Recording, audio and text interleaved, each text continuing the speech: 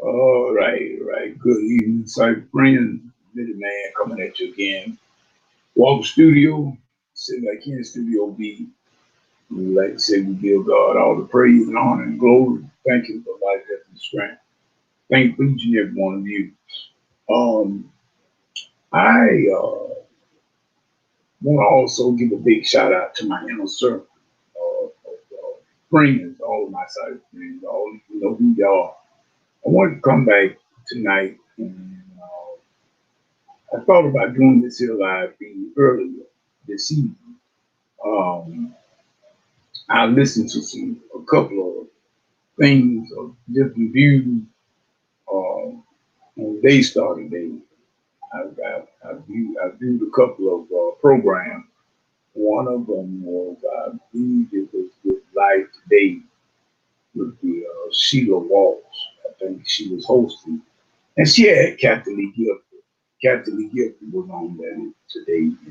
She was giving her um, different views about the book.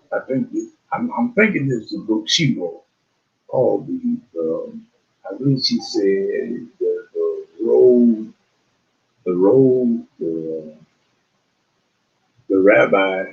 the rabbi, something like that. Yeah, I can't think of it. It's a three parts. The road, um, the rabbi, I think the rabbi is at the very ending of it, is I'm not mistaken. About the word and everything. But anyway, at any rate, that's not really significant right now. What I'm saying is she was talking about they did make mention of that book, and I thought about some of the things that she said on there. All of it was legit. I mean, I got to admit, I believe everything that what she was speaking of is legit. She made some comments about the King James Version of the Bible, which I do agree with to a certain extent. That translation, she said that the King James Version, the translation of the Bible, is about the worst one. Now, I've heard others make that statement as well. I've heard other scholars make that same statement about the King James Version of the Bible. However, I have been using that translation for as long as I can remember. And I know the way it speaks in the old English language, English of the King of Britain. And I know that Jesus didn't talk that way, not being a Jew. And nobody did at that time. In other words, no one taught that. There was the Greek, Aramaic, Hebrew. That was the languages of the Bible. The original, if you want to get the real meaning of the Bible, you got to go to the Hebrew and the Greek. In other words, that is a known consensus to all educated minds. Scholars they'll tell you that very same thing. If you want to really get the real scope of the Bible, go to the original text. But I also heard of some more stuff this week. I checked out a program, uh, Dave Reagan. I usually watch Dave Reagan. I usually watch it. When I don't have choir rehearsal on Wednesday. I normally watch that program. And this evening, it was just so happened that they were talking about Bible prophecy. Him and another buddy of his, they wrote a book together, co-wrote a book together, and they were talking about Bible prophecy, and all as usual, the rapture comes up, and I said, "Now listen, as usual, I always listen because I mean, I don't care who you are, you don't know it all." And some things, especially when it comes to the Bible, you better be very, very careful about what you think you know, what you think you know. And I say that with a grain of salt. But at any rate, after I listened to both of those episodes today, I got to thinking in my mind again, and it came back to me. What do we really know about the rapture? You got many people, got many opinions, various opinions about what I think, what I believe. And I mean, you know, that's legit. That's legit. Everybody got a, you know, that's legitimate, you know. But I don't know about y'all, my side friend, but I am not satisfied with what I think or what I believe. I'm not just so much satisfied with just that much. Now I realize that you know there are some things that I feel. This is what I feel. I feel that there are some things that we're just never gonna know, and we can't understand all of the ins and outs of that Bible. And I just see, first of all, we if we knew that, then that would make us God. If we knew everything ourselves, if we knew all, and we had all of the answers, then that would make us be God. And that's not going to happen. But I do say that I want to get a good understanding and of what the Bible, what the scriptures say about these events, like the rapture. Now, I do believe Jesus is coming. I do believe that because of the fact of what the word says.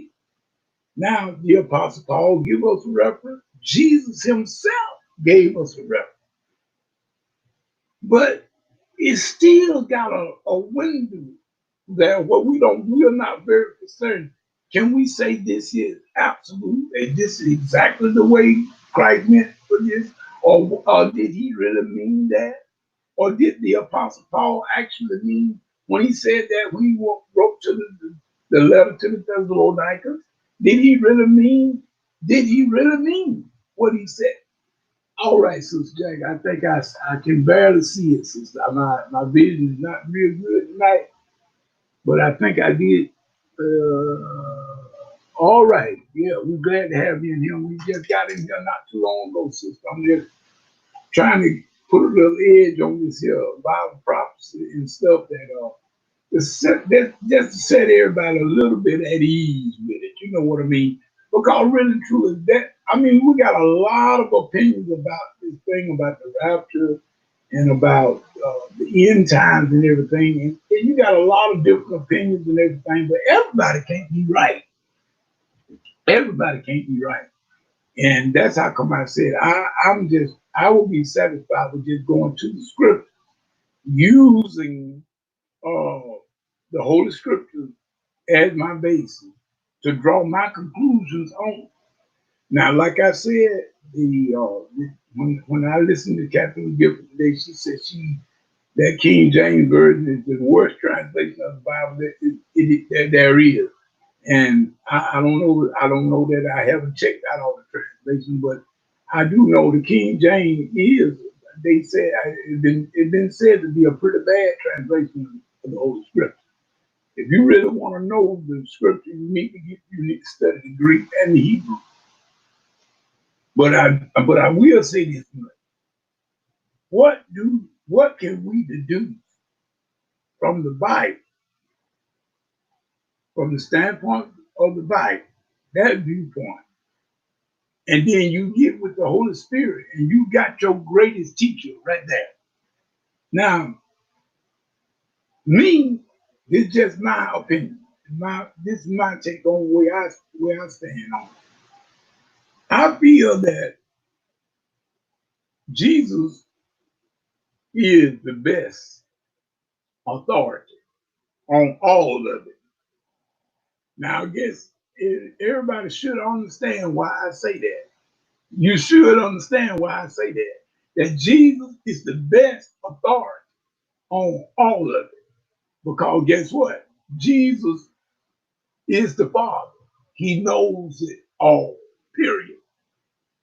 But now, let us look at what Jesus said. And I've taught this in Bible study more than once.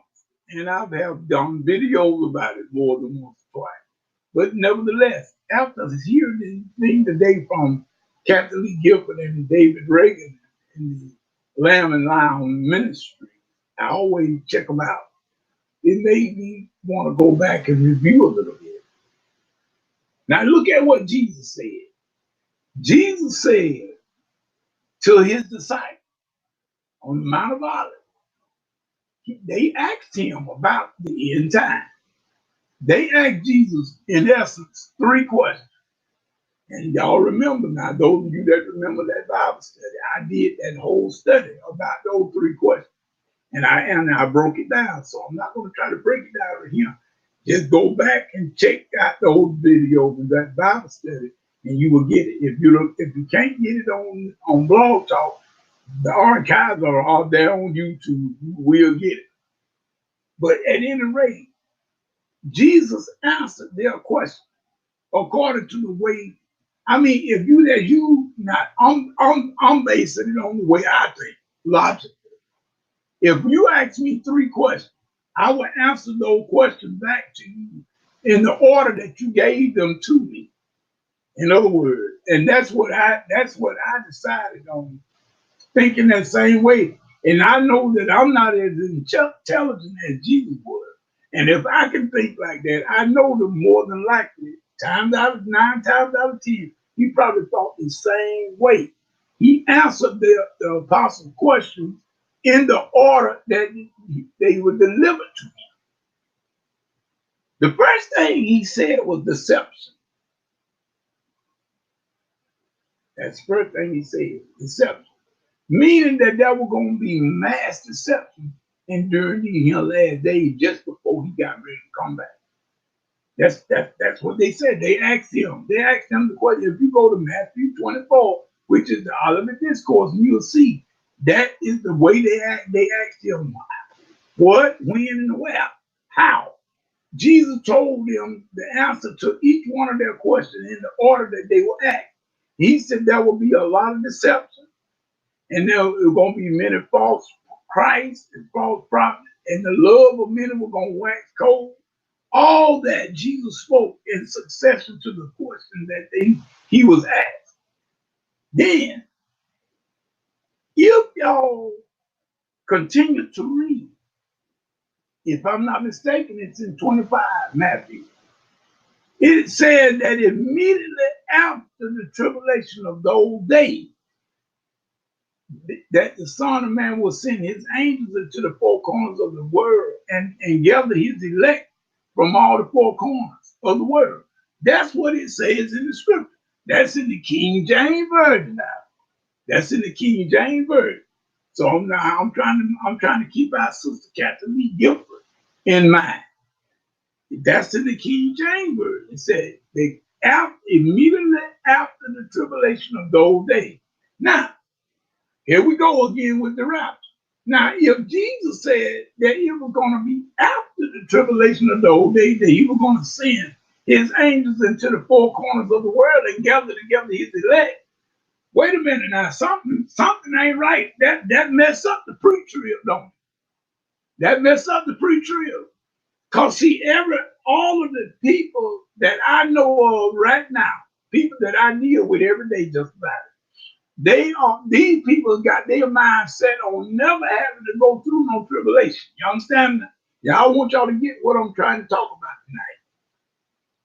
These people are set on not having to go through no tribulation whatsoever. They planning on getting out of here on that first train. Well, I got a bad feeling about that, y'all. Now just ride with old Mitty Man for just a few minutes. I got a bad feeling about that, y'all. Because if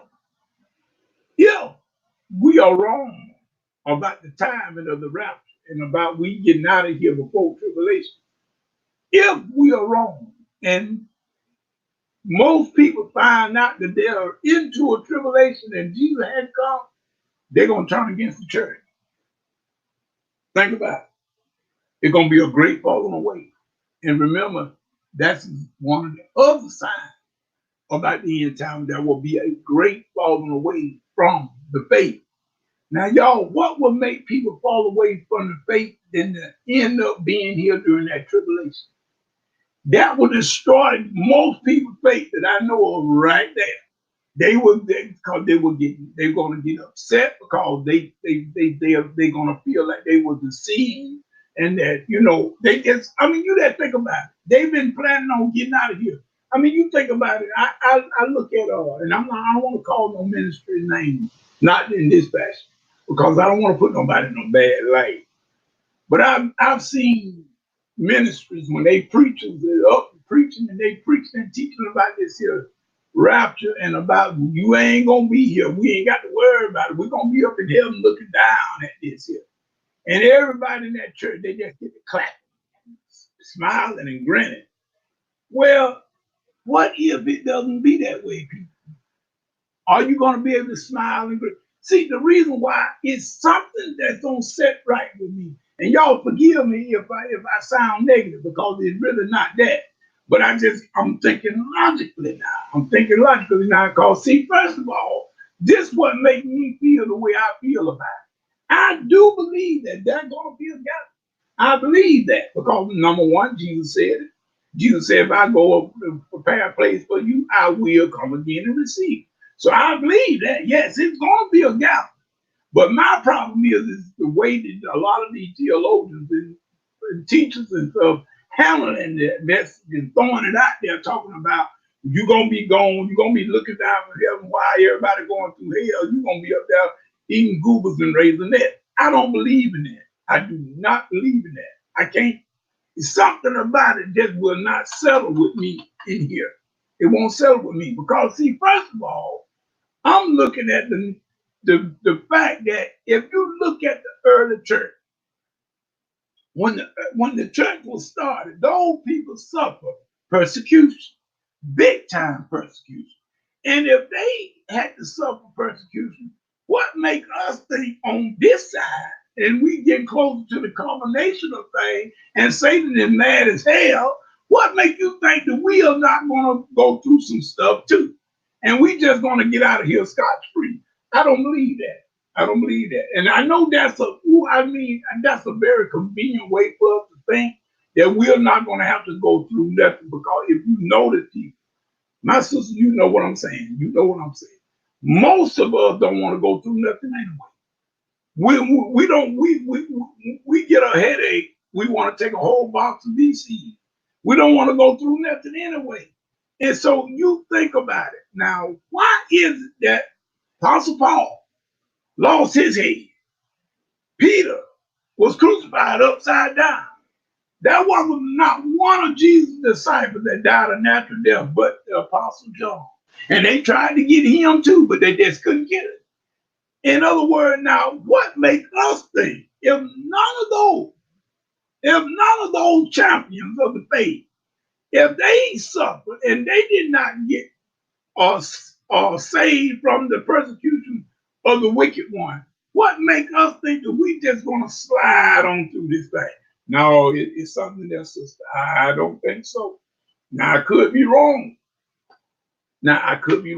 And if I am wrong, then thank God we're all just going up there and we will go and float us on us a cloud and eat us some goobers and raisins, drink us some milkshake, and be fine ever after. If that's it, then that's it. But I'm just saying, why bank on that? See, that's what I'm saying. And when I heard this guy today on David Reagan on the Lamb and Lion Ministries, especially after what Captain Lee Gifford stated, and I really believe I understand where Captain Lee is coming from. It's called The Road, the Rabbi, and something, that book of hers. I don't know why I can't think of it now. But at any rate, it was some good points that she made now about we need to be studying the Greek and the Hebrew, in which I do. I got a Messianic Bible I study. And therefore, and I cross reference with that King James. I just don't go by that King James because, like she said, that King James is not accurate. It's not accurate. But if I go back to the Hebrew and I go back to the Greek, meaning get you a thesaurus, Rogers. In other words, you get that. It's another one. It's another. I'm trying to think the name of it, and right now it's leaving me. It's leaving me right now about it. But you can do about a strong concordance. That's it. Where you can get the Hebrew and the Greek by the Greek numbers, and you get it by the number. If you study your word by those, you will get the accurate meaning of those phrases, them words, and will lead you to the right truth about the Bible. Now, this guy this evening, he had a good point. He had a very, very good point. You got different ones, different opinions, different views about the rapture. Some believe it's going to be before the tribulation. Some believe it's going to be in the middle of the tribulation. Some believe it's going to be after the tribulation. I believe that we're going to have a gathering. That's what I believe. When, how Jesus going to do it, I don't know. But we can know that we are in the season. Because if you just look around, sister, look around. I mean, right now, you can't get too much done. People don't go to church no more. I know they don't here. Not here. I mean, people do not. People, the last place people want to go is church. And I'm not just saying that just because I'm a deacon. I'm not just saying that because I'm a deacon. I know for a fact because I was raised up really in the church. And I've seen church attendants go from not having seating room so you can just about play basketball on either side of the church. You can do that. And then people make up all kinds of excuses on why they won't go to church. And you don't even have to ask them for an excuse, but they'll give you one. I mean, my sister, I'm gonna be honest with you. I tell people that this all the time. I don't have nowhere to put you. Many man got nowhere to put you. You ain't got to explain to me. I'm not going to judge anybody, but the word is going to judge all of us. In other words, Jesus has told that in these last days there will be a great falling away from the faith. That's in the scripture. Now, whether you get the Greek or the Hebrew or whatever it is, it don't take a Greek Bible to understand. All you got to do is go to church and watch it for yourself. You see the falling away is already here. It is here. I mean, on either side of the church, you can play a game of full court basketball. That's right. And it's sad. It's sad. But guess what? We are not going to make Jesus out of a lie. This is what I tell everybody, when we get talking about it and discussing this issue.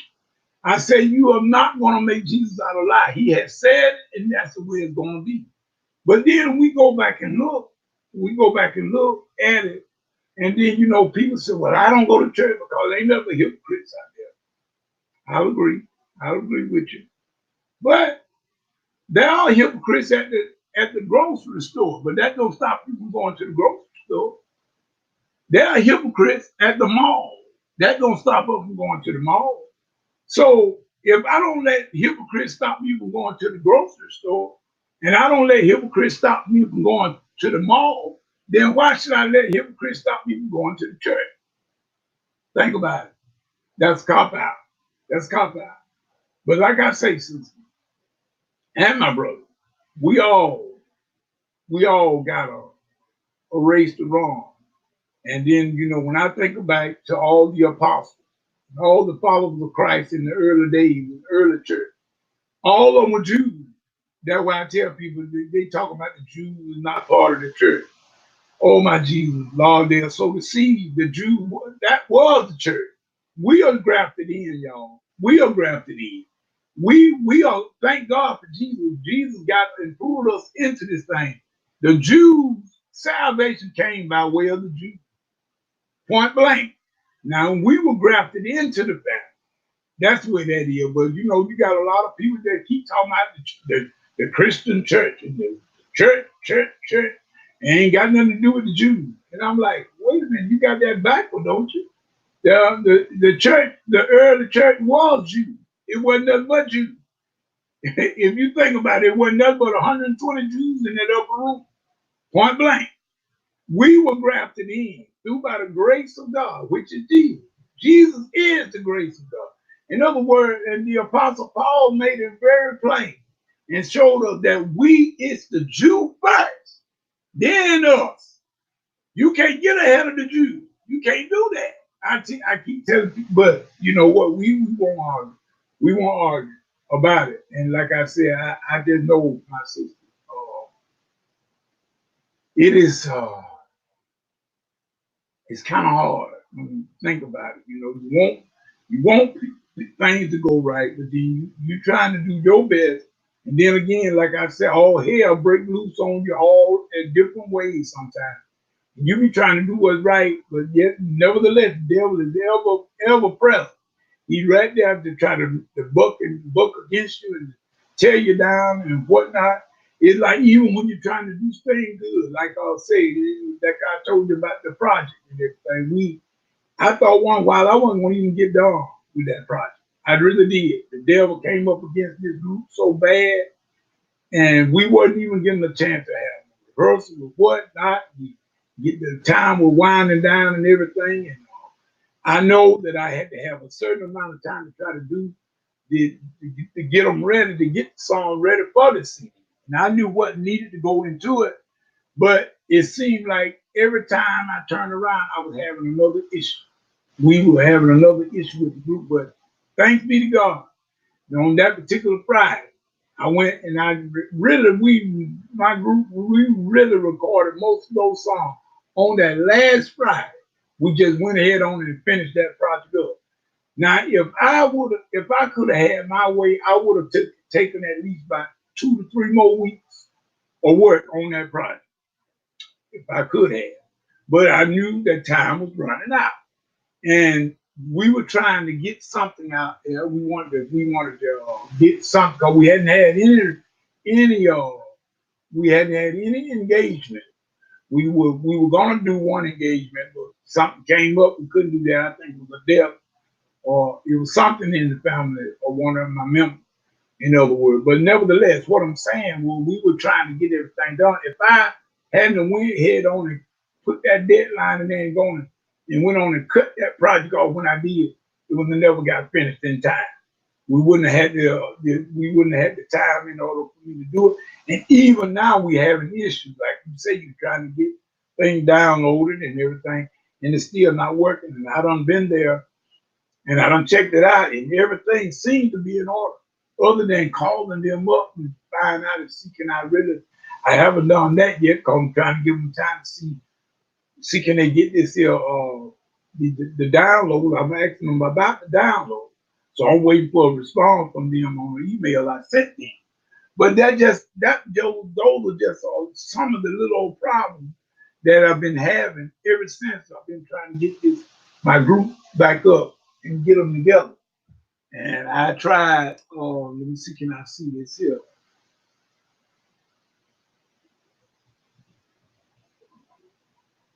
All right. Thank you, sister. We try to give it good. We try to make it good. We try to make it good. And so, like I said, I'm just hoping and praying that everybody will get, in other words, get you a good, when you start studying your Bible, Bible prophecy, make certain that you get you a good thesaurus, like a Roger, strong concordance. Get that, that'll give you the Greek and the Hebrew. Get that, and then you look up those words and them phrases and everything. It'll give you the closest meaning to what that King James Version will not do. The King James Version, like I said, Captain Lee said that was one of the worst translations ever. And so, like I said, I can't swear to that because I have not checked out all the translations. I've only checked out a few of them, but I've always used the King James Version, but I'm not going to argue with her on that point. But what I am going to say that we all need to get back on the right track and let us support. And we thank God for your support, sister. We thank you and for all of your support, you and Sister Kate and all the rest of the side friends, the close inner circle. We thank y'all for the support, and we are praying and hoping that when we cross over in 2020, I've let the group off for this year. Even the holidays, everybody off. Won't be doing nothing else on this side of 2020. So when we cross over, if the Lord say so, we going back in it. We're going back at it just as hard as ever. This time we're going to be doing a full project. It won't be no 5 tracks. It's going to be at least 10, 12 tracks this time. Full CD. And so that's what we be looking forward to that. In other words, I'm looking to come out with this here, perhaps maybe around by Resurrection Sunday. Hopefully, that's what I'm going to shoot for Resurrection Sunday. In other words, that'll be the time we'll come out with it. But other than that, just keep praying for us and keep on doing what you do, sister.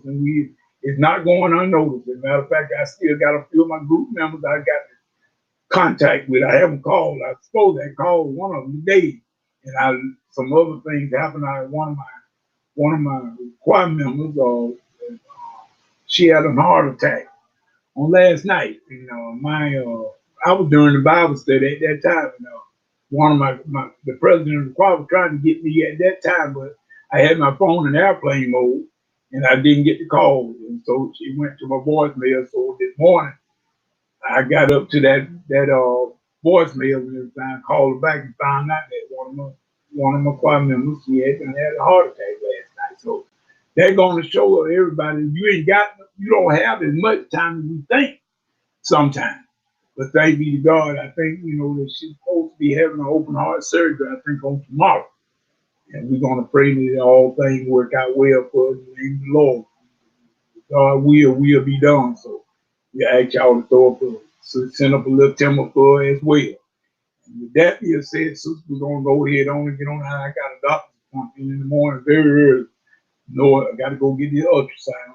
Just make sure these old veins are still open. You want to close up on them and everything. So we're gonna do that, and after that, we'll go back and start doing what we do every day. Get back to business as usual. So with that being said, we're gonna say peace. We're gonna tell you the good night. You have a good one. Tell your husband we said hello and everything. And everything we will get back with you tomorrow, sometime tomorrow. Peace and good night.